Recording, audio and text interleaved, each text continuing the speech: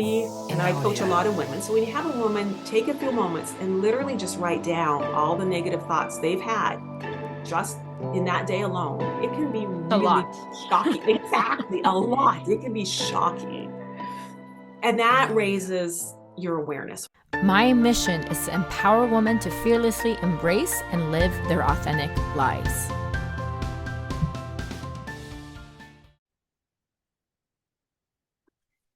Female rivalry often occurs when a woman uses her power to keep undermining, mistreating, or unfairly competing with another woman. Unfortunately, as women, we often internalize these experiences and blame ourselves. However, it is essential for us to adopt a lift as we climb mindset.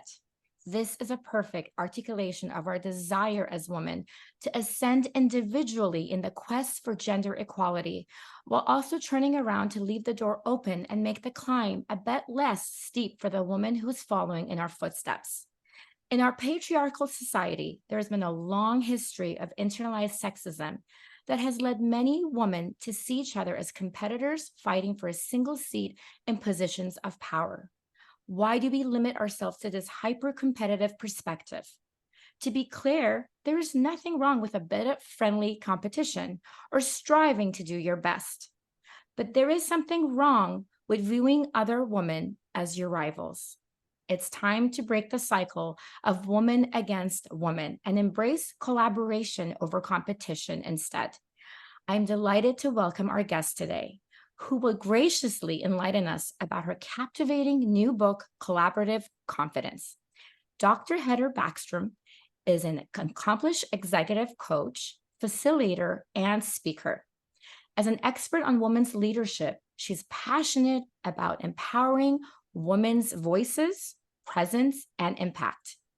She created collaborative confidence as an enduring bond between women that propels them forward together. She has a master's in human resources from Chapman University and a doctorate in organizational leadership from Pepperdine University. Hi, Dr. Backstrom. Welcome to my podcast. It's such a great privilege to have you here today. Oh, Pearl, thank you. Listen, it's my privilege. I'm so looking forward to this conversation. And I thank you for the opportunity for us to talk and explore women's leadership and be in conversation with each other. I'm so happy. Okay, so we're going to start off with talking about your transition in your career. How did you go about from being in human resources and then all of a sudden shifting being into an executive coach? Was that, I mean, it must have taken a lot of courage, when we make that shift in our profession. How did you go about doing that? Sure. Yeah. Interesting, Pearl. It was a combination of that, the dimmer switch where it took a long time. And then finally when it happened, it was a light switch that was immediate. And the shortest version of this story I think I can tell is that, yes, I come out of corporate human resources, liked working in HR for a long time. And then there became a point where I was much more interested in human development and team development and individual, aspirations, and less interested in the HR type of work that I was doing, which was performance-based and layoffs and, employee relations, that type of work. So along the way, I knew I wanted to become a coach at some point. So as you mentioned, I got my doctorate. I also became certified as a coach, and I did a number of other things to, prepare myself. And in this preparation, many, many years went by, and I was still working in human resources. And with each passing year, I found myself, the enjoyment of HR was just going down and down and down, where the desire to do this human-centric work kept rising. So I finally got to a point where I was just absolutely depleted. And I guess the universe intervened because I made a mistake at work. And I admitted the mistake. And listen, we all make mistakes. I did not hide from it. And then I got one of those written warnings that I had written for so many people over the years. So I get this written warning. That was the light switch moment. That was after all these years of preparation. I finally said to myself, Heather, you know what you want to do. You don't want to lie on your deathbed and have regrets about not even trying, because at least if you try and you fail, you've tried. And so I quit my human resources job with no clients lined up, no plan, no strategy. I just started. Yeah, so that was coming up on 9 years ago. That experience was about 9 years ago at this point. So you needed that push. It was like you knew it internally that you needed to make that shift, Yeah. but it's like it takes a lot of courage to do that, because we it's so much easier to be in this comfort state, right? Of doing exactly what you've been doing and what you're comfortable with versus making that attempt to kind of going for something bigger that you think you really need. So that's Exactly. impressive. Exactly. Or that comfort of knowing exactly where you're going next. You have Right. having that client lined up or having that job lined up. I didn't have either of those. So, but the pain at that point in my life, the pain of staying where I was too much. And the fear of the fear in front of me didn't stop me. That the pain was too big to overcome that fear. So yeah, I jumped. I like to say I jumped into an empty swimming pool. I mean, that's very inspirational, because we all have that moment where we're kind of not comfortable and not happy, and we feel like our work is not aligned with us. Yeah. So that's inspiring for me to hear. Now, your book is called Collaborative Confidence, which I have right here. Great book. Oh, thank you. What does this title mean? Can you talk more about that? Sure. So I coined the term collaborative confidence.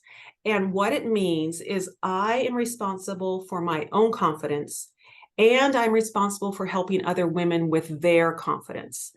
So there's this reciprocity, this mutual support. I'm not out there all alone. I have other women who are championing me and my confidence, and I am graciously and generously and abundantly doing it for other women. So that's what collaborative confidence means.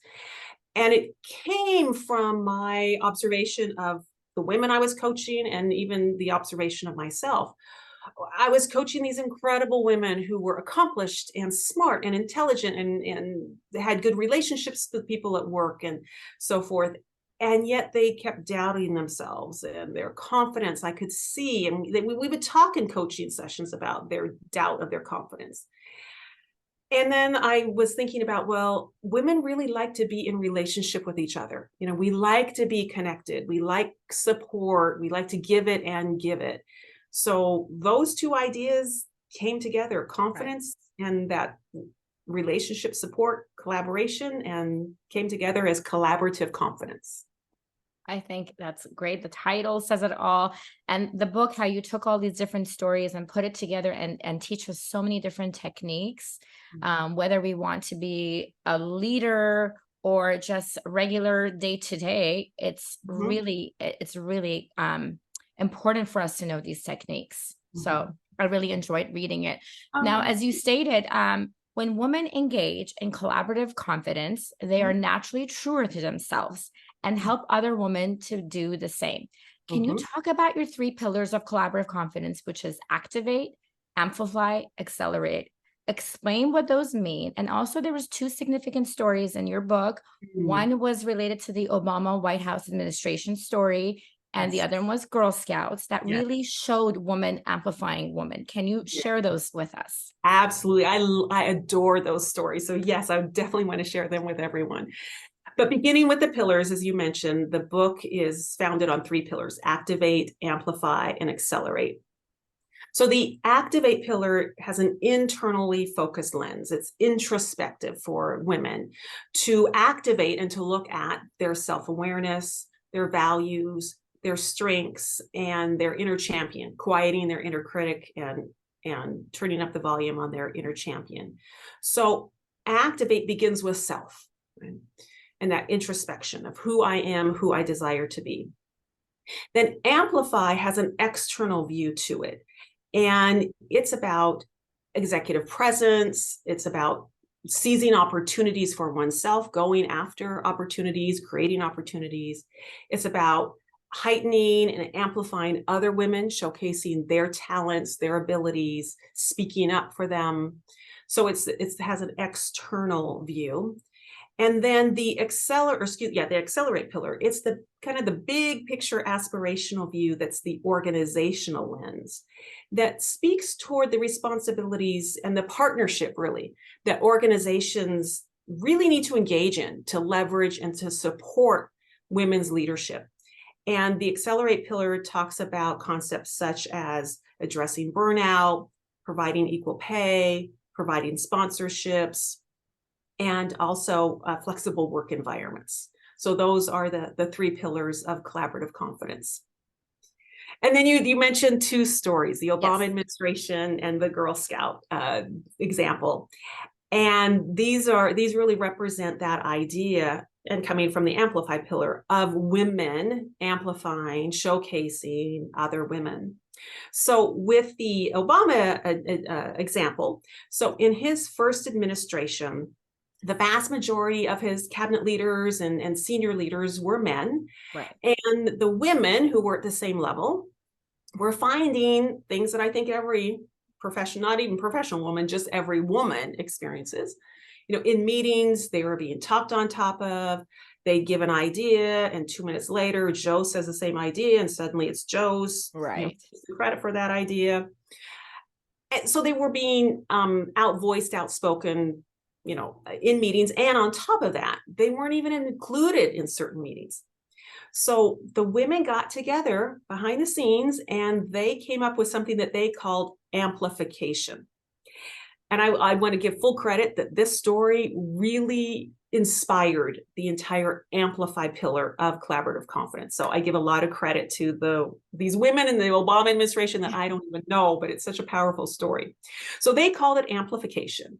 And what they just naturally started to do is that in meetings, they would repeat what another woman said.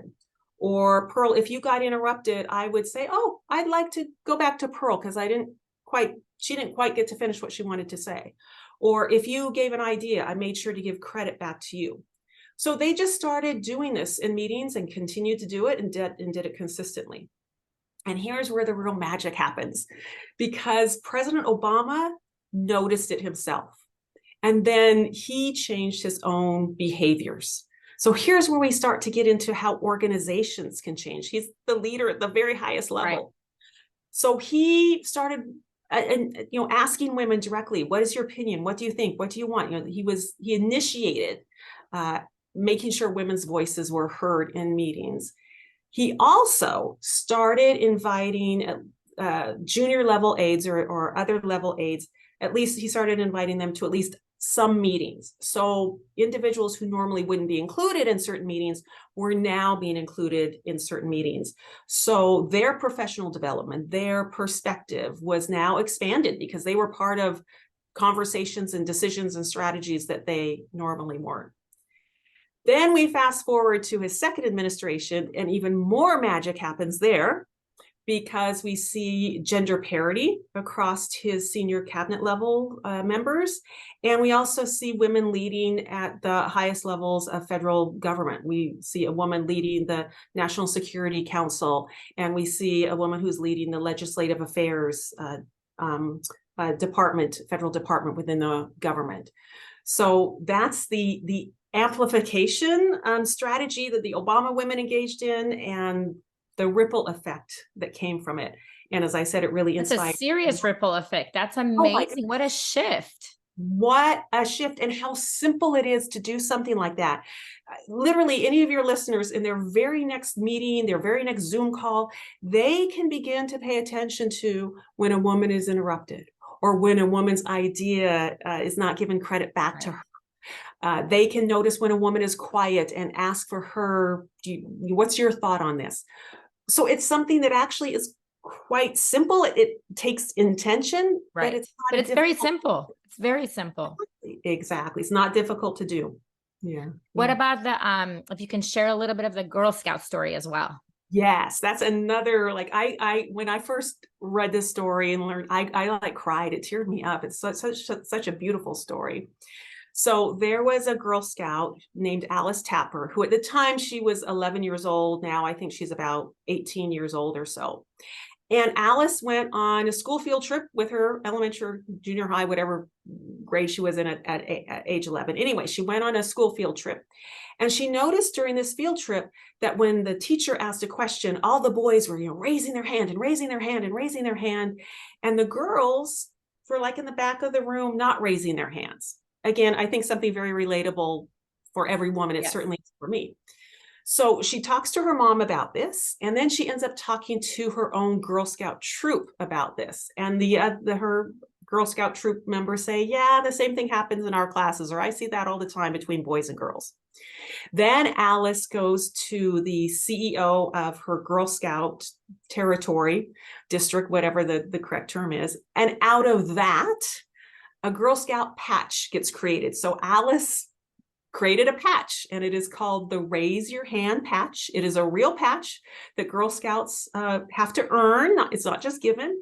And the patch is earned by pledging to raise your hand in class or wherever to say something, and pledging to encourage 3 other little girls to also raise their hand.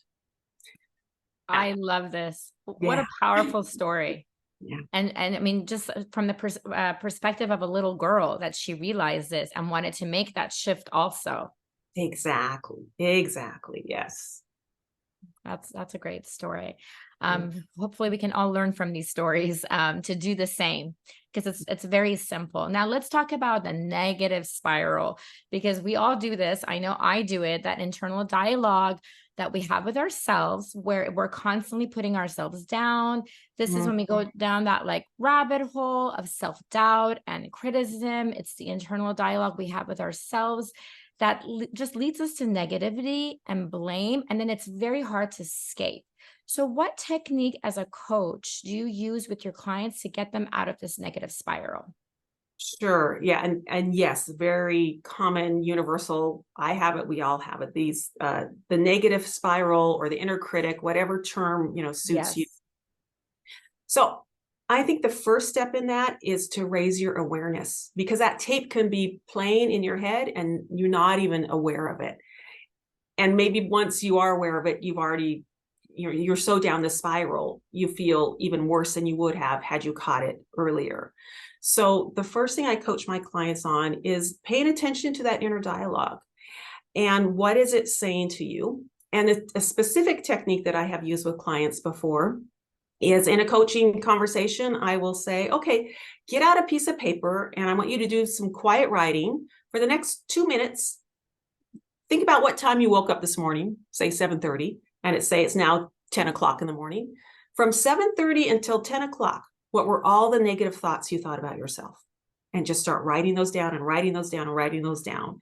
And they can range everything from, oh, I overslept by 5 minutes, or my hair doesn't look so good, or I'm not prepared for this meeting, or I should have said it different in this meeting.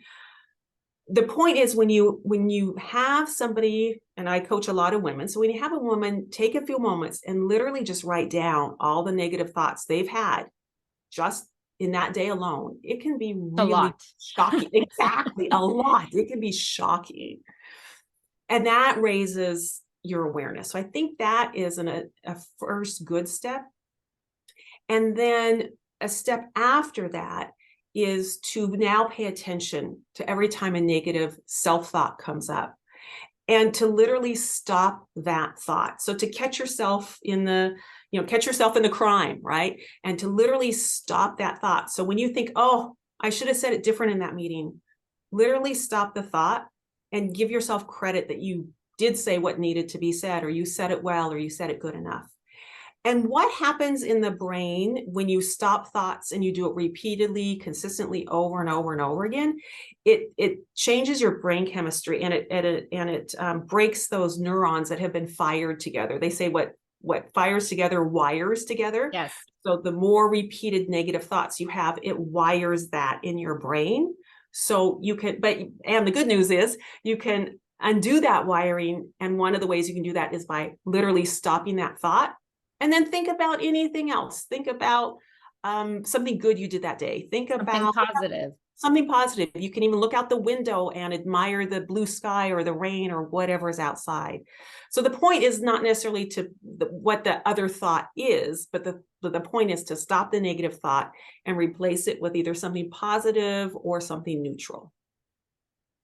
So, I mean, I feel like that's why a lot of times you see people that are really negative, they're always negative, because that's how they've trained their brain and they don't know any other pathways, right? So if we can break that cycle and find a different route, then we can change that pathway. But it's like you will have people that you know that it's like everything is a negative thought and constantly it's like it just gives you just such like bad energy, right? Yeah. Absolutely. Absolutely. It does. So if we can break that cycle, break that chemistry in the brain, Yes. it helps to elevate you out of that negative spiral. Yeah, that's very true. Now, you've already talked about, you pointed out about self-awareness, but if you can explain, because I know there is external and then there's internal, if you can explain the difference between those two type of self-awareness that we have. Sure. Sure. Yeah, so in the book, I talk about self-awareness from those two angles that you just mentioned about being internally self-aware and then raising your awareness externally, how other people view you. So with the internal self-awareness, I encourage clients to focus on three things: their thoughts, their feelings, and their physical sensations. And I'll just jump to the physical sensations for a moment, because I think our bodies are so full of wisdom. I mean, incredible wisdom. And we miss so much that our bodies tell us, so many signals, me included. I am absolutely a work in progress. But if we tune into our physical sensations, they are a signal to us. They can tell us, oh, you're feeling nervous. And now if you know you're feeling nervous, you can actually do something about feeling nervous. So if your nervousness shows up on, your body, your belly tightens, or you feel flushed, okay, you've tuned into a physical sensation. What is the thought that you're having? Oh, I'm nervous about this presentation I'm about to give. Okay, now you're aware of the thought that you have, and the feeling comes with the physical sensation. I feel nervous. With those three pieces of information, you can actually now do something, and you're raising your self-awareness, and you can do something to calm those messages and the nervousness now down. And one of my favorite techniques is the breath, because Yes. we're not going to stop. Exactly. Love that, Pearl.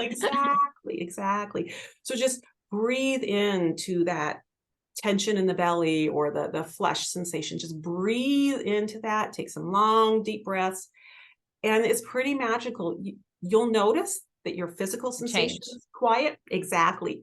Your thoughts change. And also that feeling of nervousness also tempers and changes. So thoughts, feelings, and physical sensations in a combination of all three, that is the most magical and the most powerful. And if you tune into even just one of them and adjust them, you can raise your self-awareness. Which is key. I found a statistics in your book very significant, where you said that there was 486 publicly traded companies that were analyzed.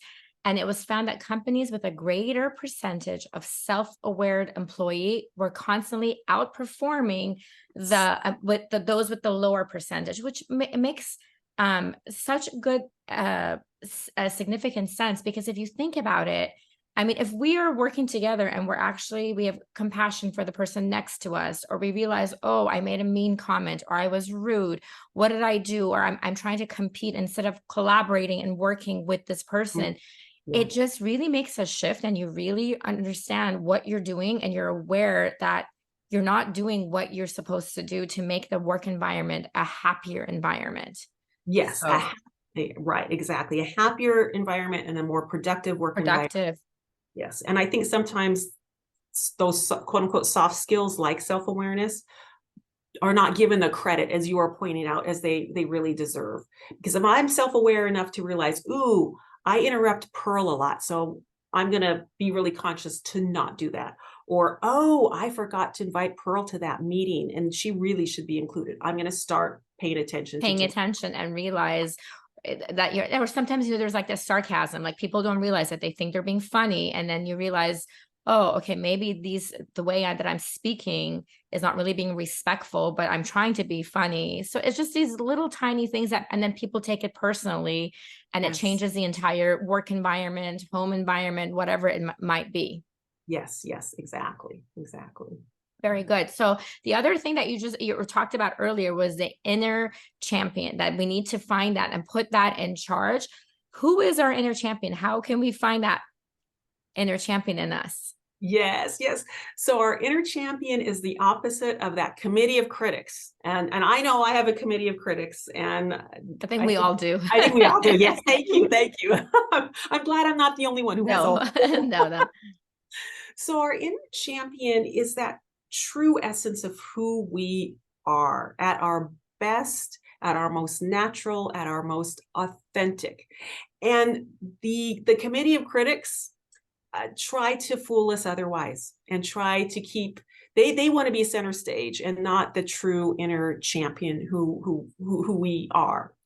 So the first step is quieting those critics, and that relates back to some of the things we've already talked about. Being Self-awareness. aware, self-aware. Exactly, being aware of those messages of, oh, you can't do this, or you're not ready, or other people are more accomplished than you, or if you speak up, you might say something dumb, so don't speak up at all in this meeting. So or the other parts of our critics, you make a mistake and just get berated and berated and berated by our committee, committee critics. Oh, why did you should have known better, etc. Yeah. So the first is to just start to pay attention to those, the inner critics, and then quiet them. And one of the most effective ways of quieting the inner critic, in order for your inner champion to be seen, is using your five senses. So using your sense of touch, taste, hearing, sight. And I always forget one of the senses when I try to rattle off all five. So did you say taste or taste, scent, sight, hearing, and touch. There we go. Yeah. Goes back to first grade. Exactly. And I still can't. It's only five, but keeping track anyway. So for instance, your sense of touch. This is a technique that I described in the book, and we can even do it together here, Pearl. So you can take a finger and a thumb. Okay. Just very gently rub your finger and thumb together and tune into and really notice the ridges of your finger and your thumb sliding back and forth to each other. So just pay attention to all the sensations, the temperature, the ridges, every sensation associated with gently rubbing your thumb and your finger together. And then you can use both of your hands and slide both of your hands back and forth. Again, all the nooks and crannies, to pay attention to all the sensations. What this is doing, and you only need to do it for 30 seconds, but when you tune into a physical sensation, in this case, touch, what you're doing is you're quieting the amygdala in your brain, the fight, flight, or freeze, which is where your critics live. And you're opening up the prefrontal cortex, the executive thinking of your brain. And that's where your inner champion lives, where you're able to think more clearly and be more resourceful and feel more confident and feel more authentic of who you are. So when you engage in the use of paying attention, and that's really key. It's not just rubbing your hands for the sake of rubbing your hands, but you're paying attention to all the sensations. Yeah, it quiets those critics, and it gives an opportunity for your champion to be present, and for you to put your focus on what your champion thinks, wants, desires, encourages you to do. I love that. I immediately, when you did it and I did it, I just felt like a strong connection to just like, okay, like being focused more and realizing what's happening. What a great technique. And it's so simple. You can do it anywhere. Absolutely. You can do it in a meeting and nobody's going to know. No one will know. If you're on video, you can just drop your hand below video. And even if you do it above video, people are not going to. No one's going to know exactly what's happening. You're right. I mean, it's amazing. So now the other thing that we had talked about is you mentioned knowing our own personal strength. I know we need to know our values.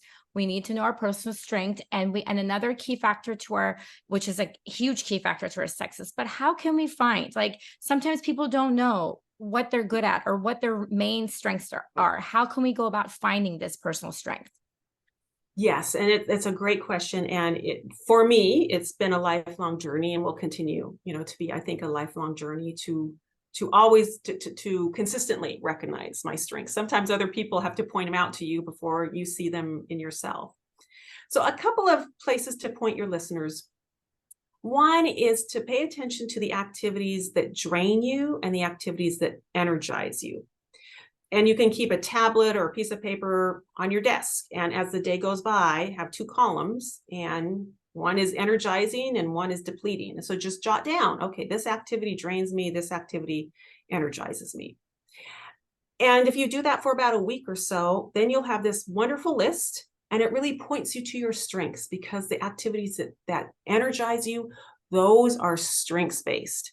Whereas the activities that drain you, you may be really good, you might be really effective performing those activities, but they're not your strengths. That's And our skill, right?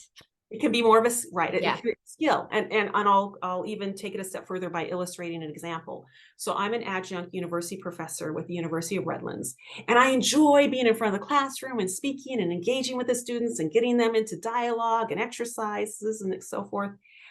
And I also have to grade papers. And I believe I'm really good at grading papers. And I know I give good feedback. And I know that because my students have told me how the feedback helps them. And yet when I grade papers, it drains me. So I'm good at it.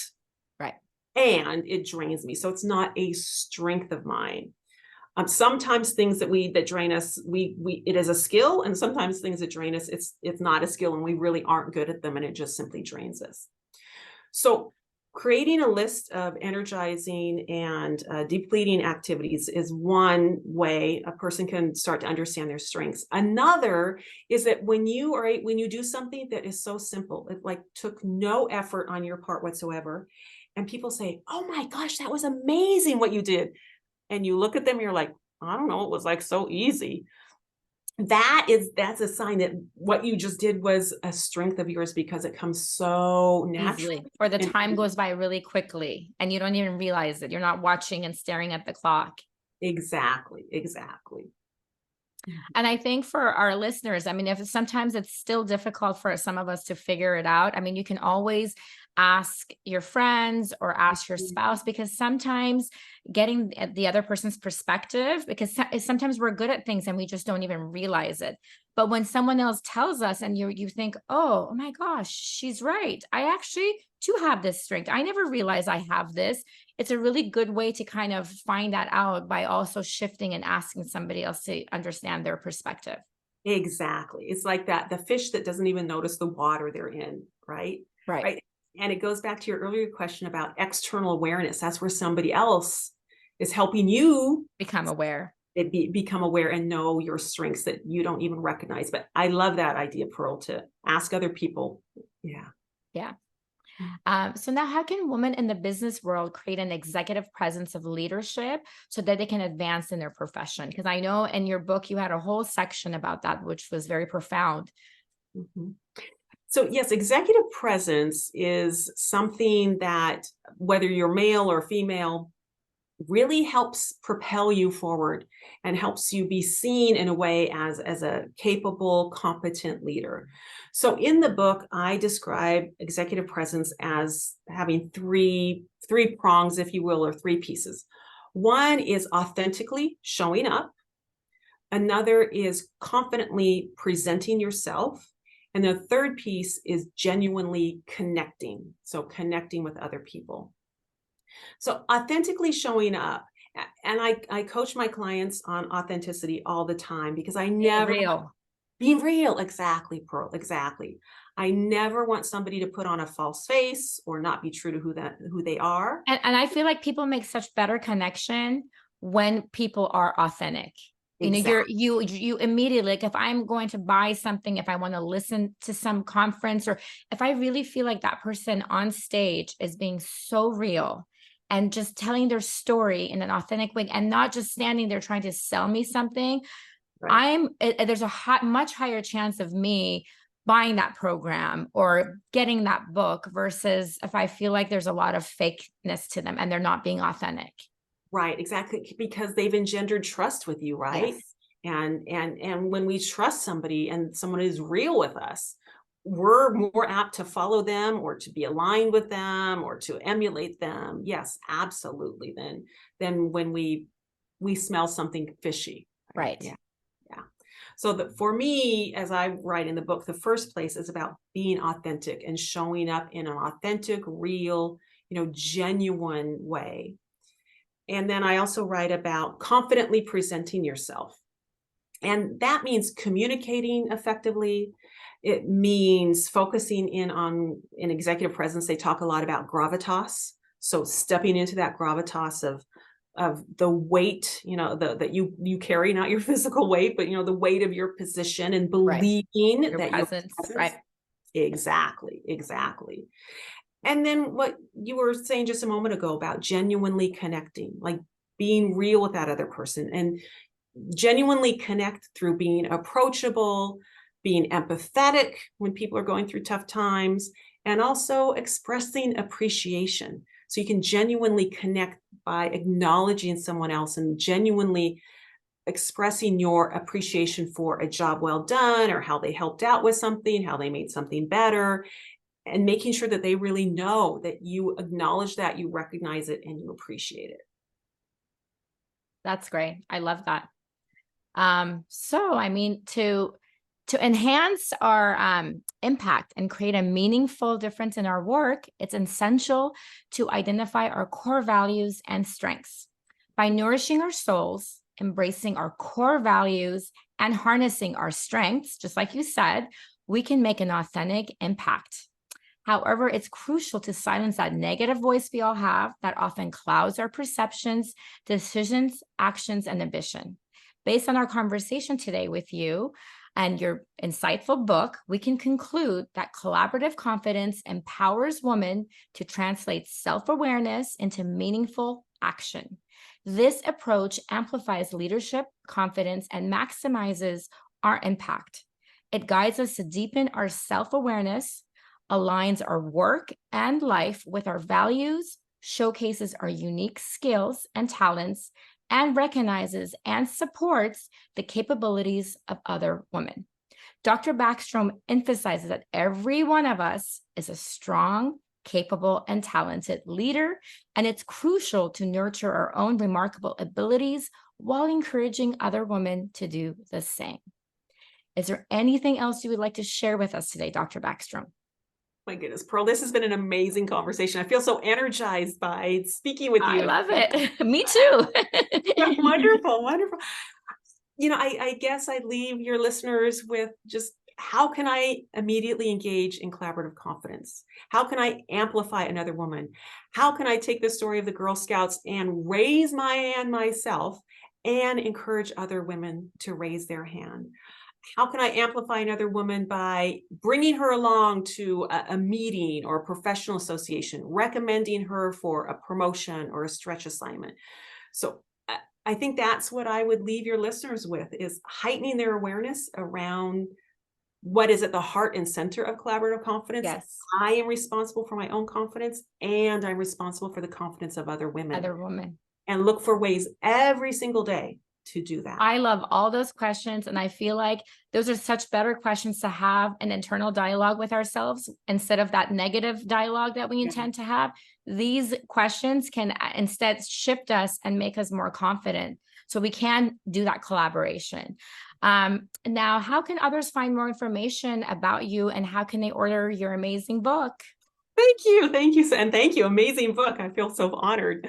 So my website is simply heatherbackstrom.com, and Backstrom is spelled Backstrom. I also welcome all of your listeners to connect with me on LinkedIn, so please send me an invitation. And as far as purchasing Collaborative Confidence, it can be found on all of your online booksellers, Amazon, Barnes and Noble, Apple Play. Is that what it's called? Yeah, I think so. I like a physical book. So, but wherever you would normally buy a book, you can find either the ebook or the physical book on any of those. You have Audible? Audio's not out, not yet. Audible is not out, so it's an ebook or it's the physical book. But I'm like you, I like the physical book better. I guess I'm old-fashioned that way. Me too. So this is wonderful. We will share all the links in our show notes. Thank you so much. It's truly been a privilege to have you. Thank you so much for being on my show. It's a wonderful conversation. I so appreciate the invitation. Thank you.